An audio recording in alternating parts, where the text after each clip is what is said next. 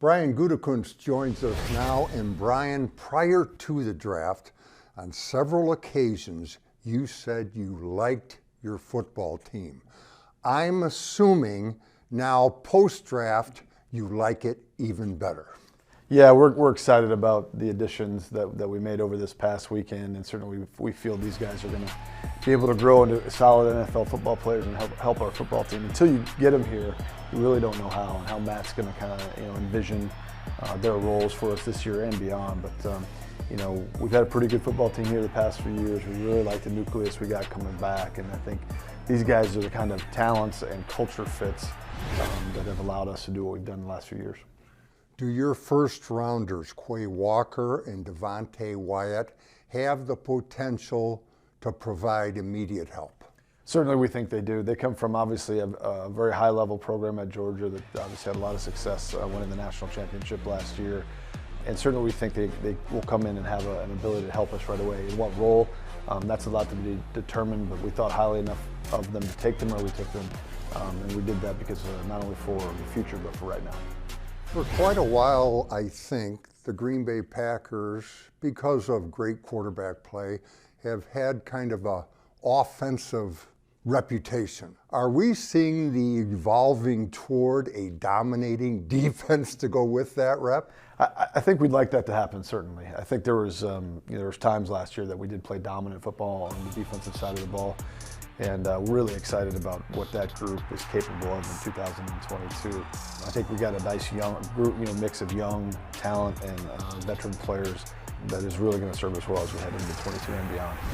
Drafted 3 wide receivers, and since that position got so much play prior to the draft, I'd like to go over each one and get your thoughts, beginning with Christian Watson. Yeah, Christian's obviously one of those guys that jumps off the tape on you because of his athletic attributes. And as we got to know him through the process, just a really bright young man, certainly fits our culture. We certainly do think his best football is ahead of him. He has the athletic talent to really create mismatches on the field, and it's going to be really interesting to see kind of how Matt uses him and how he grows within our system. How about Romeo Doubs? Yeah, Romeo, a guy that's been productive pretty much his entire time in college. Luke Benuska and Sam Seal, our West Coast guys out there, really liked him from the beginning, and again, it's easy to see why. He's got length, he's really fast. He's a big-time playmaker, and he's done it for multiple years out there in Nevada. So again, he's probably one of the more polished players, coming out of college just because of his experience, and we're excited to see what he can do. And finally, Samori Toure. Yeah, one-year player at the University of Nebraska after transferring from Montana there, and again, another polished guy, has had a lot of success at both schools.